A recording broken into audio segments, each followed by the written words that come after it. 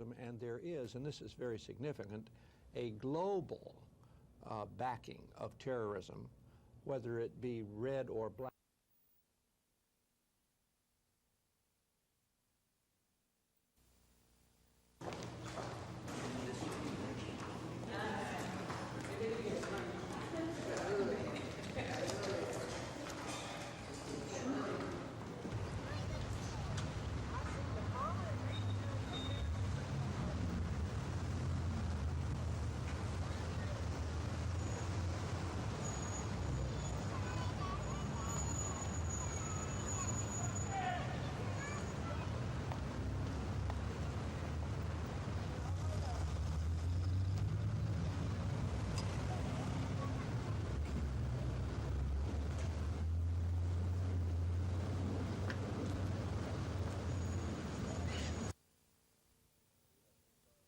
We have confirmed that 4 elderly black females have died today in middle to low income areas.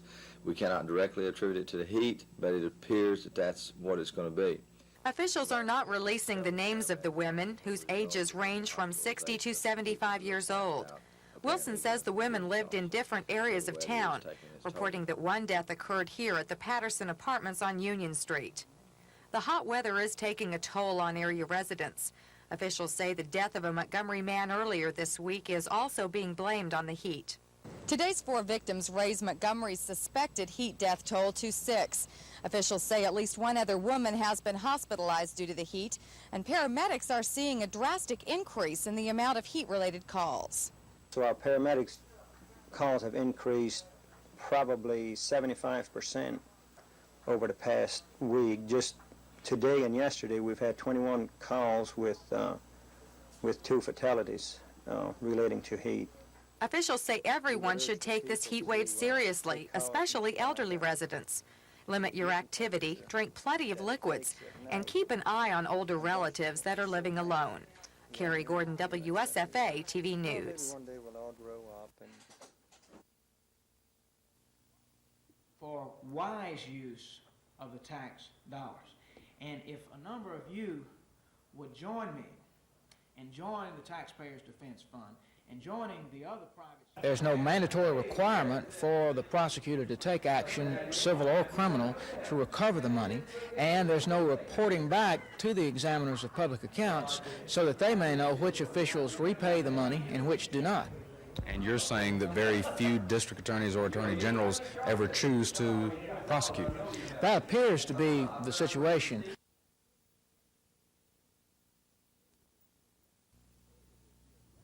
Earlier this year, the Ethics Commission ruled that lawmakers/educators would directly benefit from a career ladder bill, and they should not vote on it. But today, the commission said the bill was changed to eliminate any financial benefits, and those lawmakers didn't need to worry about having voted on it.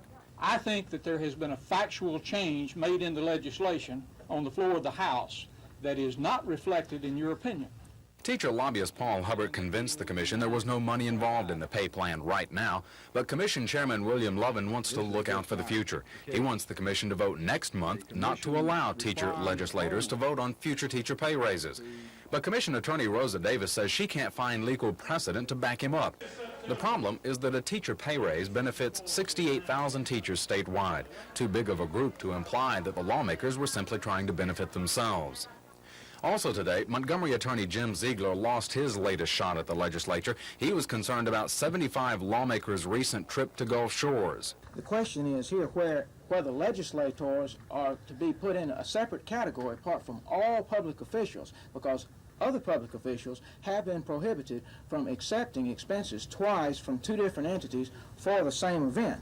But the commission didn't think the lawmakers were double-dipping by accepting the mostly free trip to Gulf Shores while at the same time collecting their $85 a day expenses. The commission dropped the issue. Chris Grimshaw, WSFA TV News. If they took some kind of... in the business of the commission. Thank you. I'm honored to be here. The first urban electric trolley system in the United States was photographed the first day of operation of the system. And legislative sessions made where the law requires it. I believe the legislature. That we call on the legislature to make a decision as quickly as possible and to notify us if they are not coming back, since we can only assume that they are returning, since no action has formally been taken to initiate a constitutional amendment which is required to leave the building.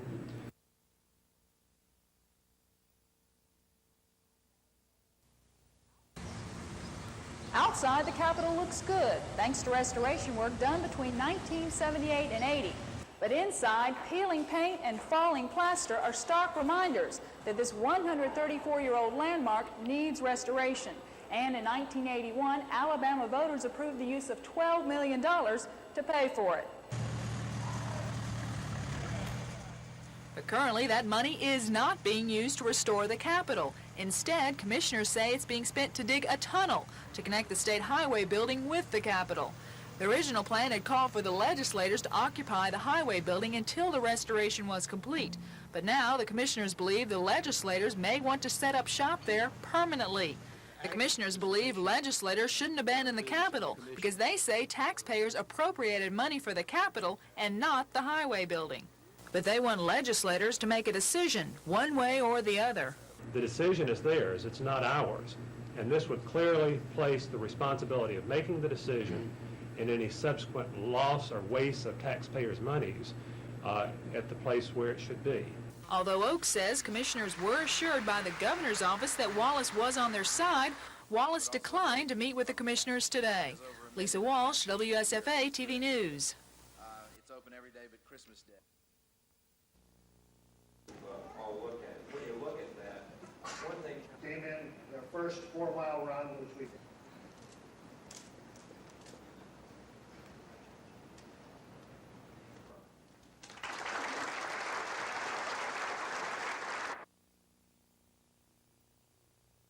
we'll be able to see from the commanders in the field when these lieutenants go do their job. It'd be important to see if we're doing our job properly and we're doing our training like it should be done for the aviation branch. They will be the leaders in the aviation branch in the future, and we're looking forward for great things from them. You know, I don't even think I would have any understanding of what I was to do as an aviator had I gone to another branch course and not come here. He's also had assignments which work with reserve enrollments. everybody is very, very busy when you do that, and I just could not make it. I'm sorry I couldn't.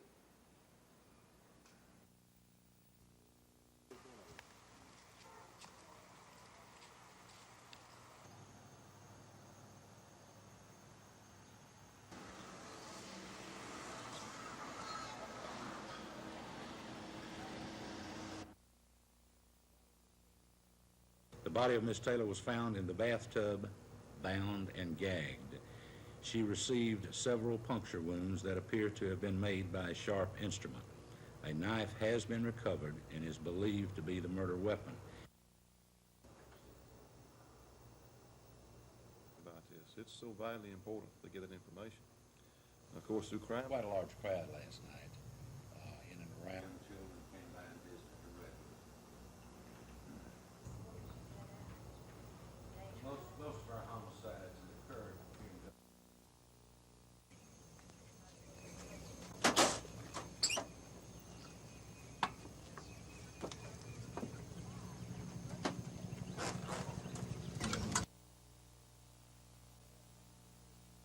I have a number of peers, that have stressed and have stated an interest in the officer advanced course I just attended, and I think that the selection process and the nominating process, I think that there's going to be more and more interest every day, and certainly as Army Aviation Branch grows and matures, I think that we'll have more and more opportunities for Army astronauts.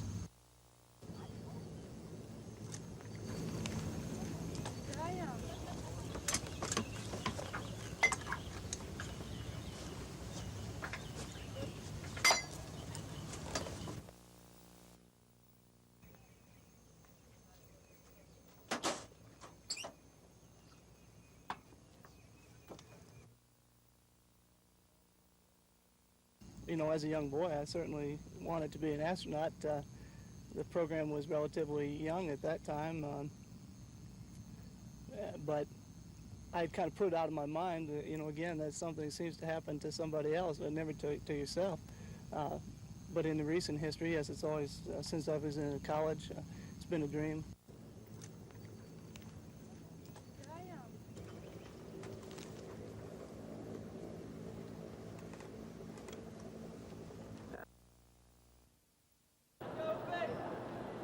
Larry and Merrill Parker with high honor. Ready to go.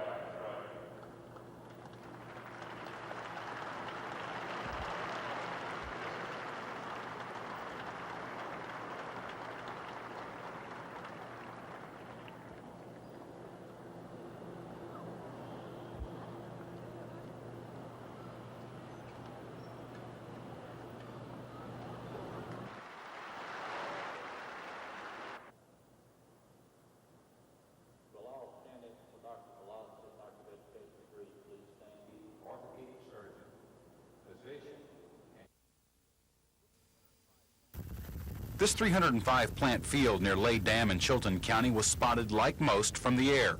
Once a plot is located, local and state authorities move in and confiscate the plants. No arrest, no suspects. Unfortunately, officials say once a field is spotted, they can't wait for the owner to show up. They must act quickly before the plants are removed and planted elsewhere. And although these plants, valued at $152,500, it isn't the largest raid this year, but authorities say it is one of the most cared for. There's a lot of effort went into it. There's been taken well care of, and there's a lot of effort being put into this about the growing. Found the chimes they got in the trees here that keep the deer off. Got rubber snakes laying in the trails to scare people off from coming in on the fields. Authorities from city, county, state, and federal agencies are working together, all part of the domestic marijuana eradication program. Last year, more than 110,000 plants valued at $55 million were destroyed. This year, 13 people statewide have already been arrested for growing marijuana crops. As of Monday, the statewide marijuana eradication program had confiscated 47,000 plants worth more than $23 million. But authorities here say that many more fields go undetected.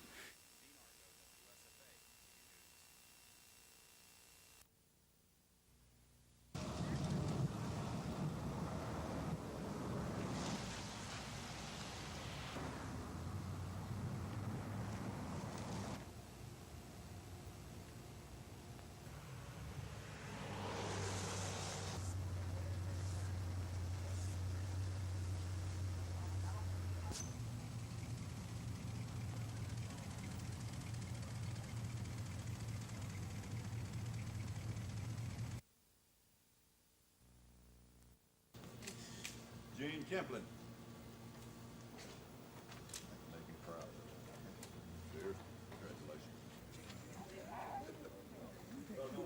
Usable level in the city of Montgomery. That's our only goal. 8 hours a week. We work for the people of Montgomery. We continue to have the very best system anywhere, anyhow. Joyce Coker.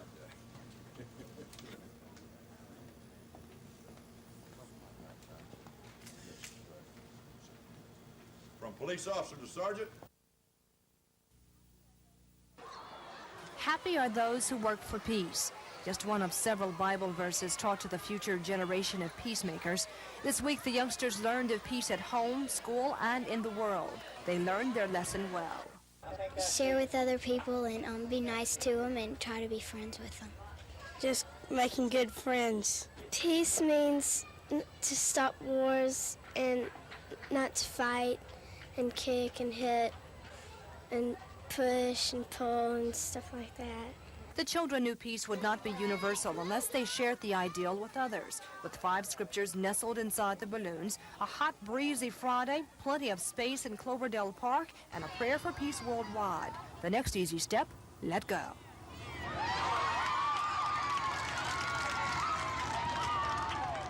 As the balloons soar to heights and destinations unknown, 9-year-old Matt Parnell hopes someone will read the message inside his balloon.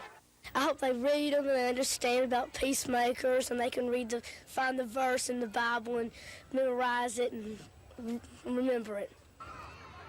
Kim Davis, WSFA TV News. Quick kitty reaction.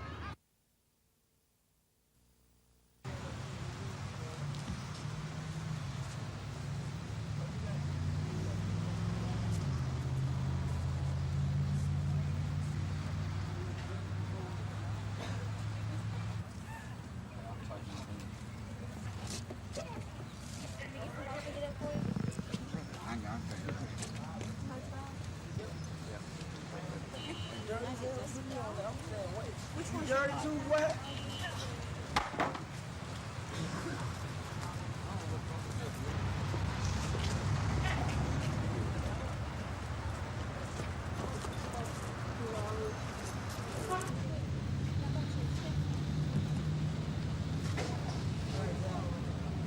Come back, man.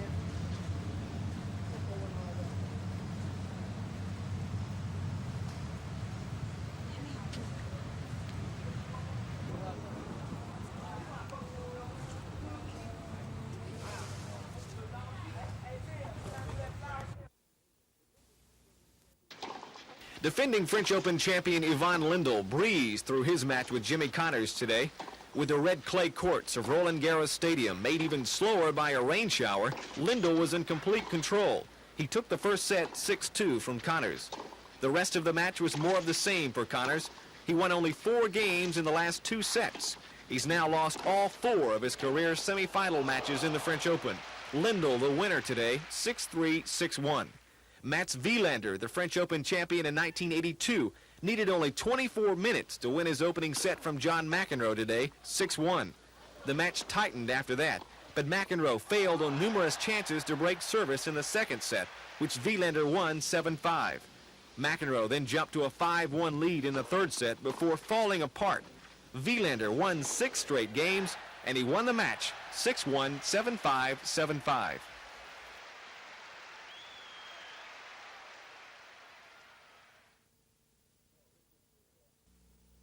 You want Richard to get the dough? Okay. Richard. Chuck, thank you so much. Phil. Yes, sir. $5,000. How about that? You're nice little number, isn't it? Beautiful. Isn't that beautiful? Thank you very much. That's what we're doing a winner stand. On behalf of all our 6,000. Actually, it's the big one. Tommy is the short one. I saw these guys put it to best use, and I can't think of a better place than at your school. We appreciate the oversight and the gift. Yeah. George's in the entertainment business. He recognizes stuff like applause. Let's just give him one little round. Let's give him a big round.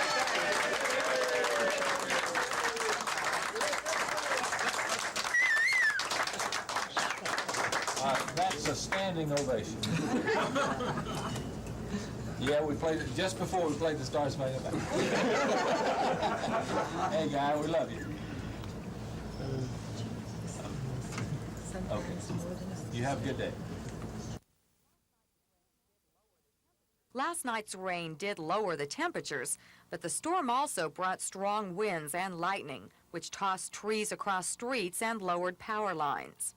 The storm moved in quickly and caused a lot of damage to power lines, which left an estimated 12,000 Alabama Power customers in the central part of the state without electricity.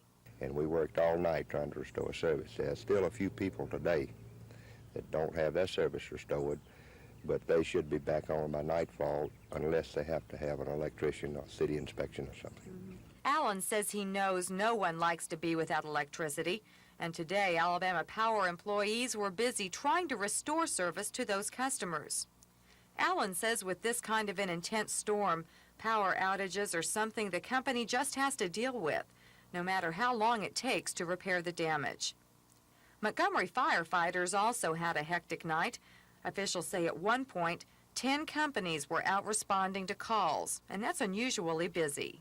Although the rain did wet things down a bit, there is still a no-burn order in effect for the city. The Montgomery area received less than a half-inch of rain last night, and that's just not enough moisture. The potential for grass fires is still very high. But now the big question, is the heat wave over? High pressure has moved, that was down in the Gulf, has moved off more out into the Atlantic, giving us more of a southerly flow of wind, which is a little bit cooler than wind and the west wind we've been having. Yes, maybe some cooler temperatures, at least for a couple of days. Carrie Gordon, WSFA TV News.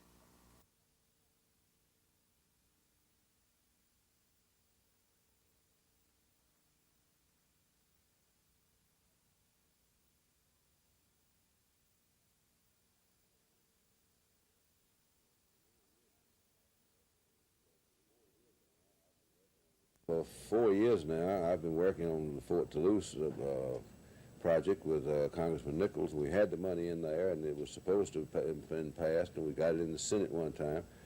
And we've got a very valuable asset out there that's being washed away as the riverbanks erode. There was it's very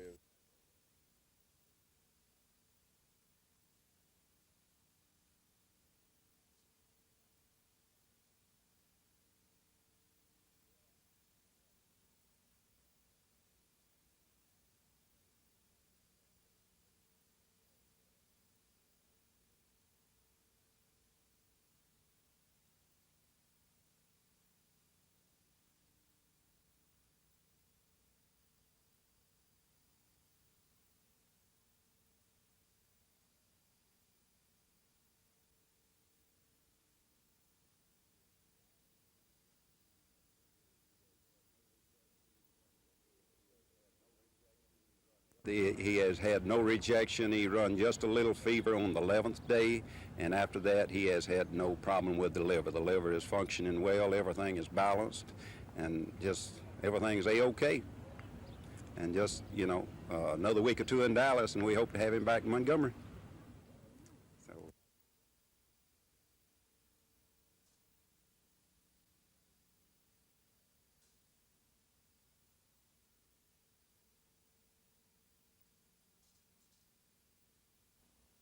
From sea to shining sea, from Detroit down to Houston, and New York to LA. Well, there's pride in every American heart, and it's time we stand and say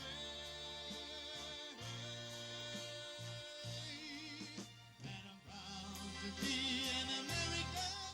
Well, at least I know I'm free. Forget the men who died, who gave that right to me, and I gladly stand up next to you and defend her still today, 'cause there ain't no doubt I love this land. God bless the USA.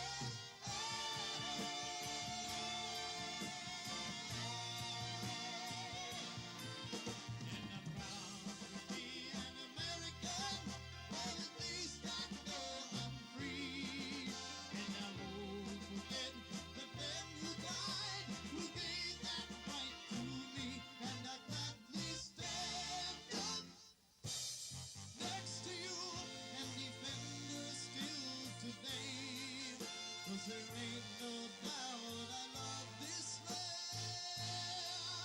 God bless her, USA.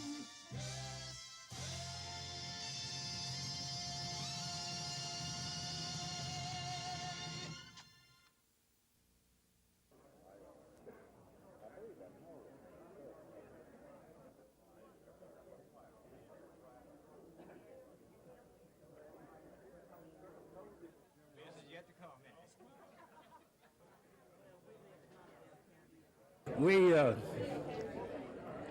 lost fewer men and destroyed more of the enemy in comparison to the number of our loss than any division that fought in the Second World War.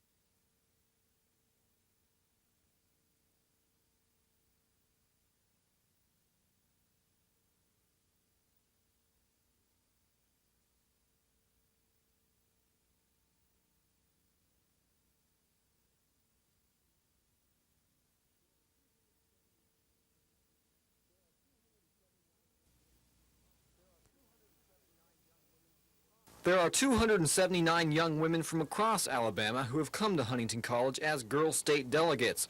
Most of them are recent high school juniors from the top of their class. For this week, the girls will be living the life of public servants as they create their own political parties, organize a legislature, make laws, and elect officials. To learn about the political process and about their government in a laboratory setting. We'll set up city governments, county governments, state governments, the legislature, the judiciary, political parties. The whole idea is to learn firsthand how government works and to become a better citizen. All the girls are encouraged to run for office at Girls State. I'm just really excited about it. I enjoy government and I enjoy politics. I'm really excited about being able to be a part of everything and just being actually involved in it. And what office will you be running for? Governor. There's so many different sides of it. You ask one person and they think this, and you ask another person and they think this. And I'm just interested in all the different people's opinions. And I like to know my opinion. I like to submit my opinion in there. And I like to know what's going on, what my elected officials are doing. To heighten the experience, the girls will have a chance to meet with their real-life counterparts at the state capitol, including Governor Wallace. And if enthusiasm is any indication of things to come, one of these girls one day may very well be running the state from the governor's office. Craig Meadows, WSFA TV News. Memories you've ever had. You're going to make friends. War Eagle, Auburn. The lady from Florence was already in there. She didn't know. Never heard of her. Her name was Betsy Blackman. You're going to make friends from different people. You know, this is you don't. A man without a Girl State is like a Married, and then one June, I think that I forget, would love to have been here this week, but Mary will be elected. What has happened is that many people, successful people, perceive that the ethics law is going to require them to tell them.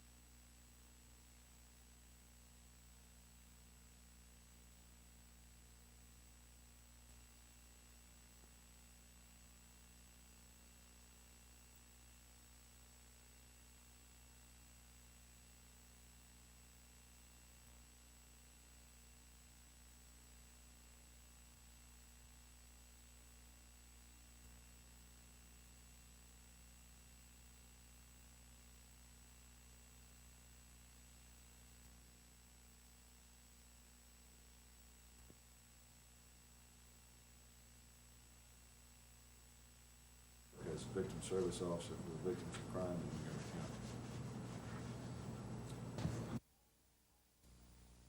County. Hatfield from Oregon and Pat Wood are very liberal senators. One on this front row. One of the four going to get were signed is we hold these truths to be self-evident.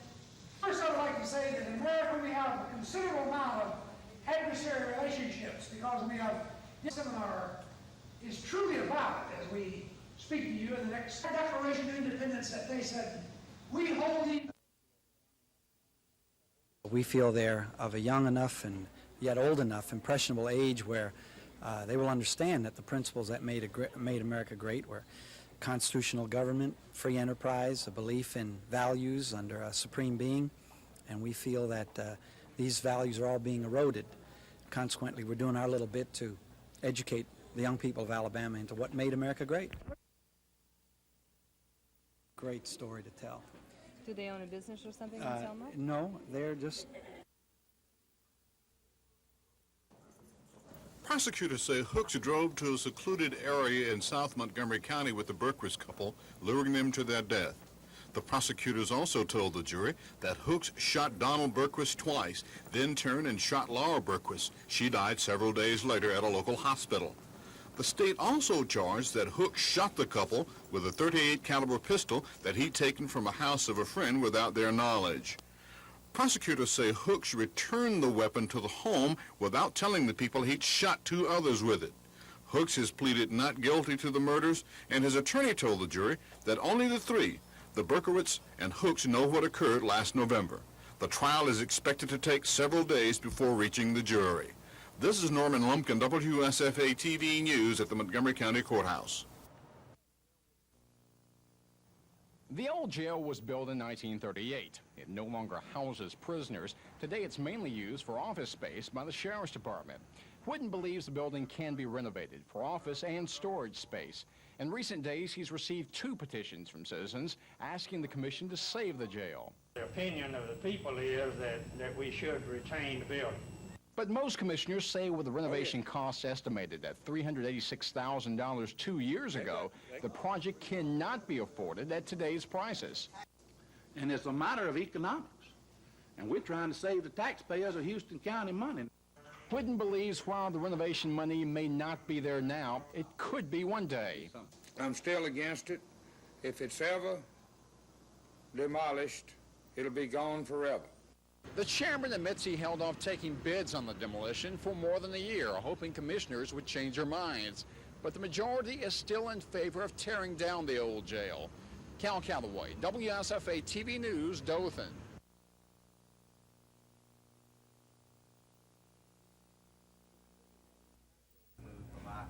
The committee met in Prattville today to hear from officials from Autauga, Hale, and Monroe counties. The committee wants to know how single-member districts, voter registration, and election procedures are working for minorities in those counties. To examine whether there are problems since the counties and the cities have been redistricted with full participation in the electoral process.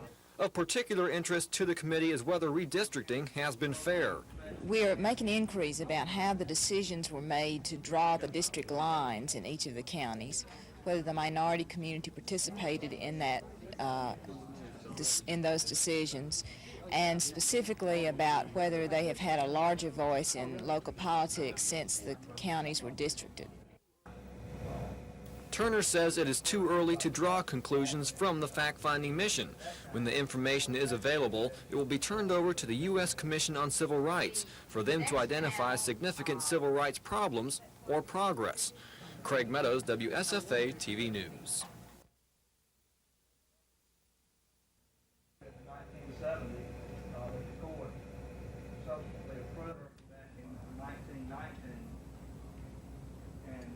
I live out in the rural.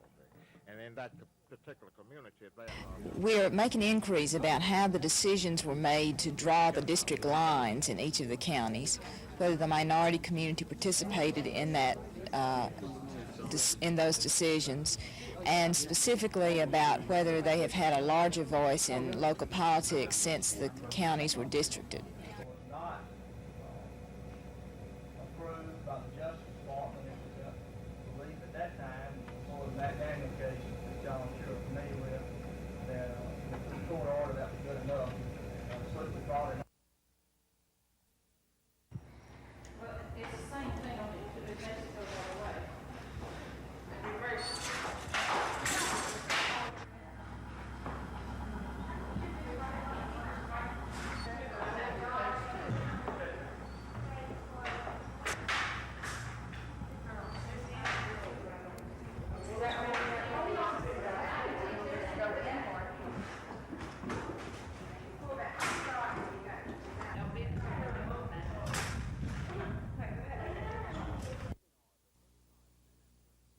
Here they are, the 35 men and women who make up the committee. Their evolution into being was perhaps one of the most heated points as the legislature worked on passing the Teacher Career Ladder bill.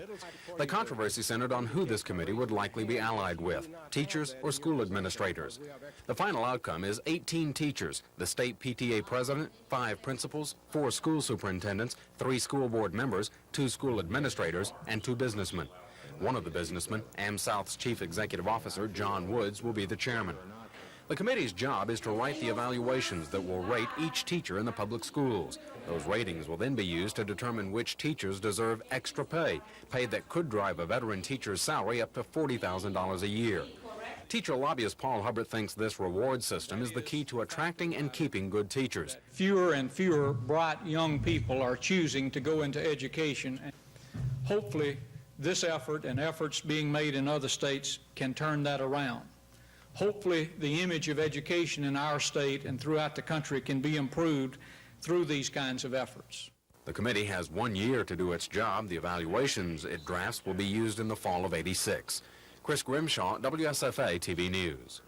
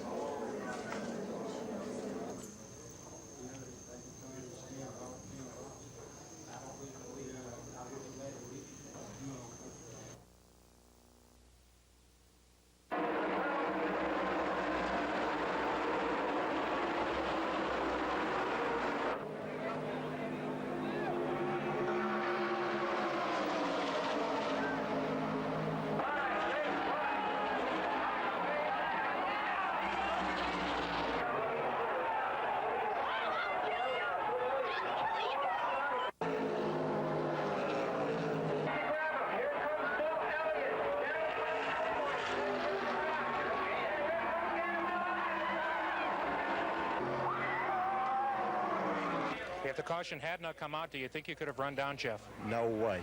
No way. Okay, Bill, do you realize now that you have not gone more than one super speedway race this year without a win? Or more than one super speedway race? If I can just keep it going, I'll be all right. I think this almost assuredly puts you back on top of the Winston Cup points. Well, there's still a lot of races left to go, and I'm sure Terry will be tough to beat, and there's a lot of other cars it's going to be tough to beat by the time the year's out. Okay, let's do this again in next weekend in Michigan. Boy, I'd like to, because that's Harry, my car owner's hometown, and I'd like to do it there.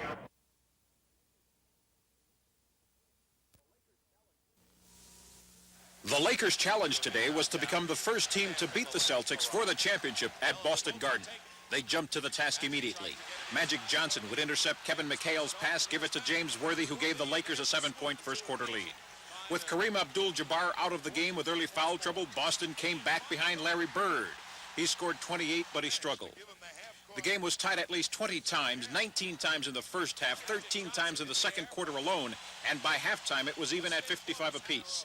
The Lakers won the game early in the third quarter. Magic to Worthy. Lakers went up by 6. Worthy finished with 28. Then Byron Scott for the Lakers, silent for most of the series, came to life. He scored 14, Lakers by 8, and it was starting to slip away from Boston. When Kareem Abdul-Jabbar went around Robert Parrish and scored, Lakers led by 12. Kareem scored 29 in another MVP performance. But the Celtics refused to fold at home. Danny Ainge with the jumper, Boston within 6, but the Boston backcourt did little else today. Kevin McHale would finish with a career-high 32 points for the Celtics. He brought them within 4 early in the fourth and then fouled out.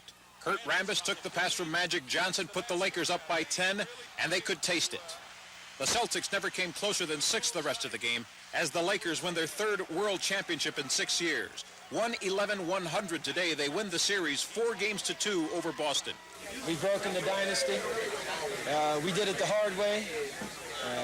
We didn't never have our backs to the wall, but we felt we could come back to Boston Garden and win it all, and we did. So I think we feel better about this than winning the thing at home. Hey, it's wonderful to get over this hump. You know, it's the one hump I'd never gotten over. You know, beating Boston, and we did it up here. It's wonderful. We, can walk around with our heads very high because, we're beat by the better team.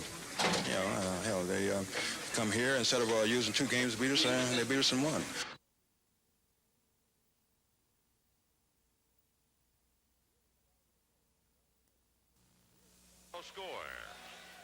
We are in the bottom of the first. Brad Kaminsky at first base. Dale Murphy launched a home run to dead center field. The 2-run shot off Dodgers starter Fernando Valenzuela made it 2-0 Braves.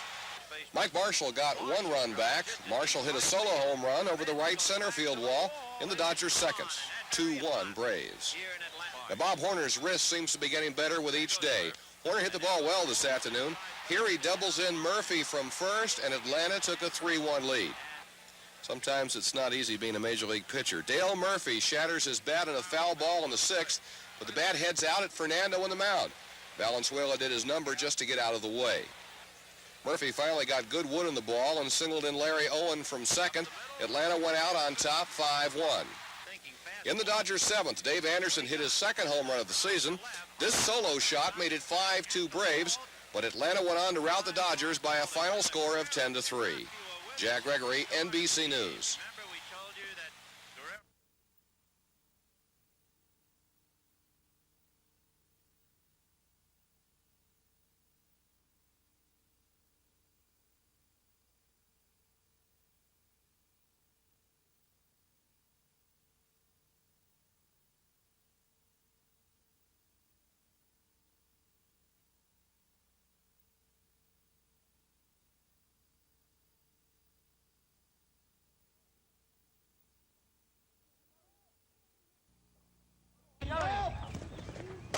Come on in here! Come on in here! Take it down! Go, Perry! Get out! Go, boy! Gotta go, D! Gotta go, D! Gotta go! You gotta go, D! You gotta go 3, D! You gotta go 3!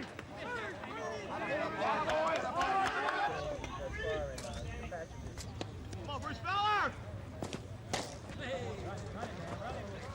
Come on, mate! Come on!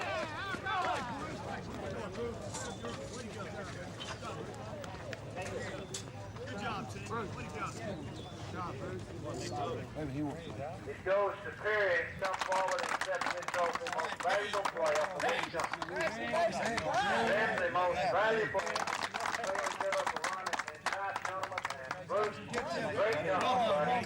Most valuable pitcher, Bruce Powell. You didn't give up a run. From the Blue-Gray.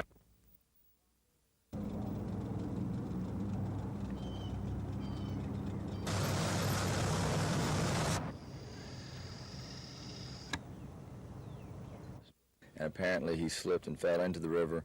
They witnessed him go down a couple of times, and as of now, he has not been found. The fire department and the sheriff's department both are at the site dragging now. The Youth Aid Division is handling the case as an accidental drowning at this point.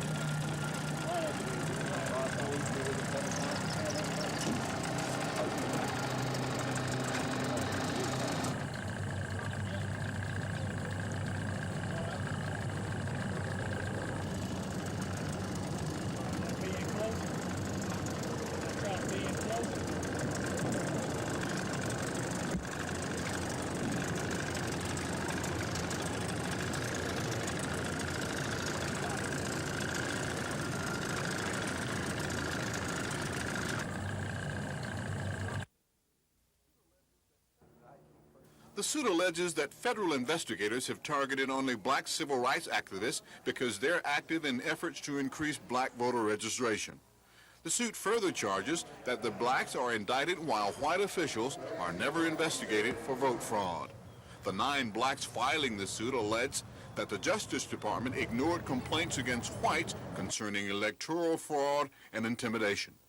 Wilcox County Sheriff Prince Arnold is one of the plaintiffs in the suit. We wrote a letter in 1981 complaining to the Justice Department about some of the problems we were having down there. And they did some things, but no criminal investigation was done. No criminal investigation. And when they come in, they investigate only part of what's going on. I think that's wrong. I think it's wrong. You think it boils down to race? There's no doubt about that. While civil rights leaders are trying to fight the indictments, Wendell Parrish, a civil rights worker from Sumter County, says he expects an indictment for vote fraud in the next federal grand jury. This is Norman Lumpkin, WSFA TV News at Federal Court.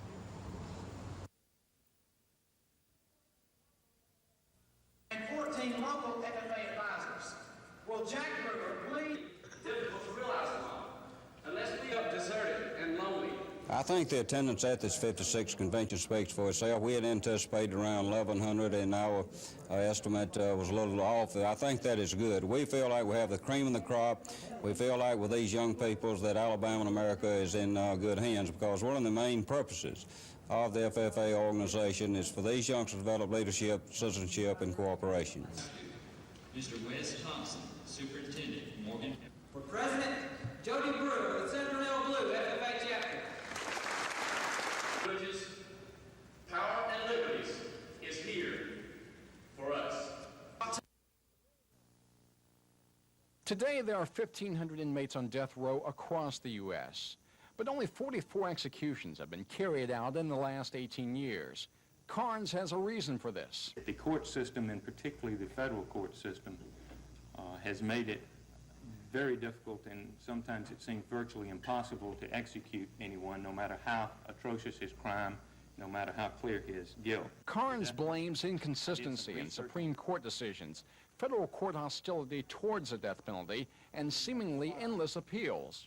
We have a system in death penalty cases which is about the best thing you can say about it is just absurd and insane, and no reasonable person would ever design it. Carnes believes the appeals process can be cut if two things happen. Congress passes new legislation and President Reagan appoints more federal judges. But until then, Carnes says the Attorney General's office will continue to fight those appeals as other states have done. Justice is a bargain at any price, and we'll stay with it. Cal Calloway, WSFA TV News, Dothan.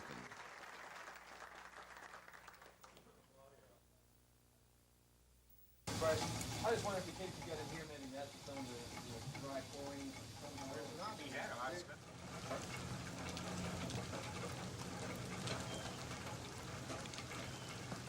Let me check your residual out here and see what. That's a good idea.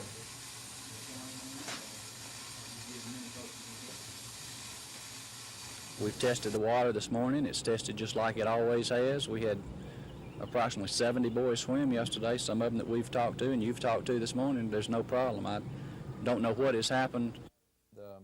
From 6 hours until 8 days is the critical time when somebody has chlorine inhalation problems. You can have. When we first saw him in the emergency room, like I said, he was very disoriented. He reeked of chlorine gas, and that's when we suspected the problem. Chest X-ray and blood gas confirmed it. It would have to be an inhalation type of injury. Gas chlorine. Okay. That's a. In fact, they warn us.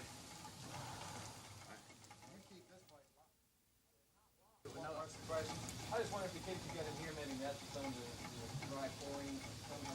He had them. I smelled it because he wouldn't have cut it off. People who are being evaluated and help them improve.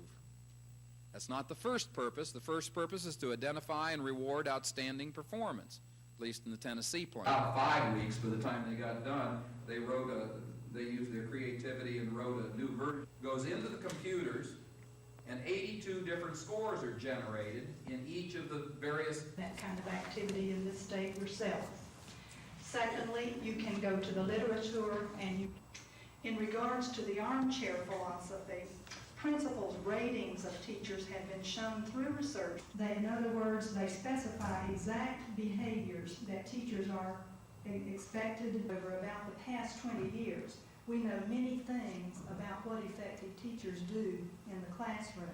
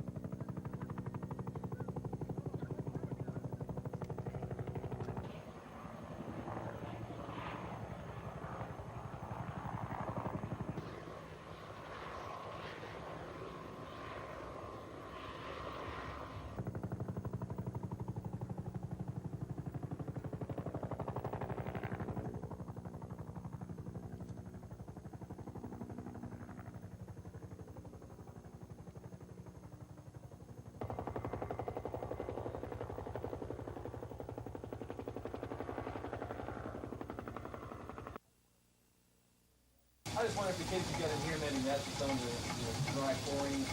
There's not. He had them. I smelled it because they're with me.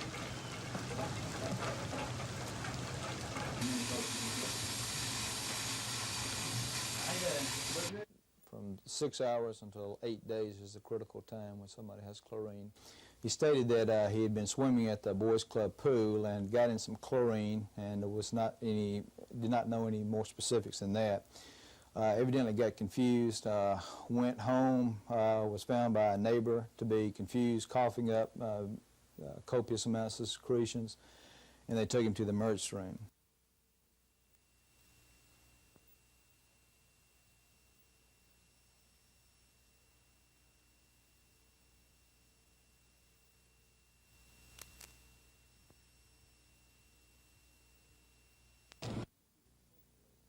I think he's a folk legend already. People perceive him as a David and a Goliath thing. All the superstars of NASCAR and all their talents, the Junior Johnsons and the Pettys and the Wood brothers, and here comes a little fellow from Dawsonville, Georgia, of 300-something population, and is just eating those stars up. Elliott has won 6 of 13 races so far, and the season is not yet half over. He's still in the running for that $1 million bonus, which would go to the driver who can win 3 of the 4 majors. He has won 2. One of the majors is yet to be run. The question Junior Johnson and everybody else in NASCAR wants answered is, what makes him run so fast? If I could answer that question, Junior Johnson would probably give me a heck of a bonus. I don't think anybody knows what he's done. And I don't think it's any one thing that he has done. I think it's a whole lot of things that he has done through the winter. He has just surprised the stock car world, and usually if you come along and you beat the field by a big amount one race, the next race everybody knows what you've done and they've got it, but that has not been the case this year. Is that because it is a family affair and they keep to themselves? I think that's right. The Elliott factor helped the May 5th Winston 500 draw a record 122,000 spectators. Naaman sees signs of another record turnout at the Talladega 500 in late July, and he sees the competition closing the gap with Bill Elliott. Darrell Waltrip at Charlotte. I think he learned some of the secrets. I think Jeff Bodine at Pocono, he learned some of this. I think they're picking them up. And I think by the time the Talladega 500 rolls around in about 6 or 7 weeks, they're going to close the gap tremendously, and I think we're going to have a tremendous race. I knew she was upset at me, and you know, back we're not too proud of that. They don't put you in a penalty box. So I heard her up there saying, Don, I'm doing for a hobby. Example, you just mentioned about Indications now are that we're certainly going to have a record attendance. As far as records, as far as the speeds, you never know. I think the thing that is probably the tradition of the Talladega 500 is close finishes. You might remember last year Dale Earnhardt won the race, and there was a 10-car field trying to outduel each other. The last on the white flag, 10 cars were trying to outrun each other, and it was an incredible, Terry Labonte was leading at the white flag, if you recall. It was one of the most incredible finishes in stock car racing, and I think that's what this is going to be about.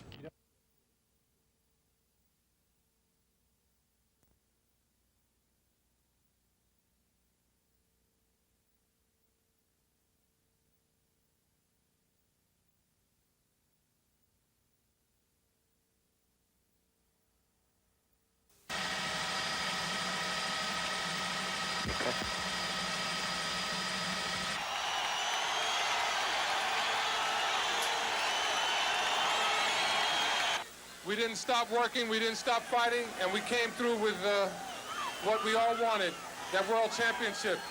So from us to you, thank you. Dennis Johnson made the most appropriate comment, I think, in the championship game on Sunday. He said after the game that it seemed as though the Boston Celtics were fighting to stay in the game, but the Lakers were fighting to win the championship, and that's what it's all about. Thank you all very much. We love you, and we'll be back next year.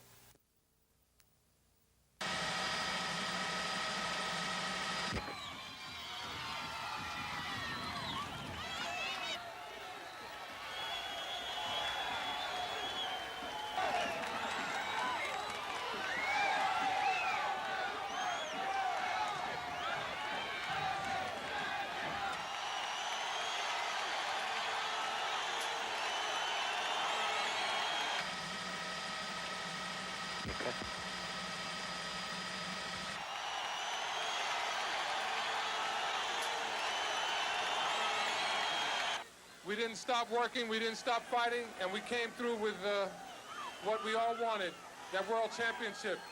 So from us to you, thank you.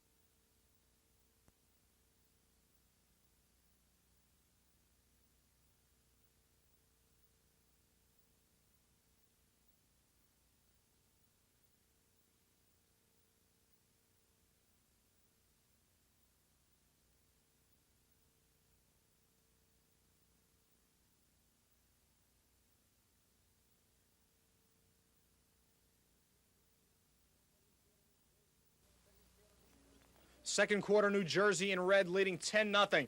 The pitch out will go to number 34, Herschel Walker, 4 yards for the touchdown. The Generals had the lead 17-0. It would be a big game for Herschel Walker. Third quarter, New Jersey leading 24-10. Herschel Walker up the middle, 55-yard touchdown. This breaks Eric Dickerson's mark of 2,105 yards rushing in a season. Walker finishes the night with 2,129 yards, a new professional football record. We move to the fourth quarter. Jacksonville trailing 31-17. Ed Luther to Robert Young, 9-yard touchdown, 31-24. Jacksonville coming back. 39 seconds left in the game. Fourth down, Jacksonville trails 31-24. Robbie Mahfouz looks for Robert Young, but Young can't hang on. New Jersey wins it 31-24. I'm Michael Stone for NBC News.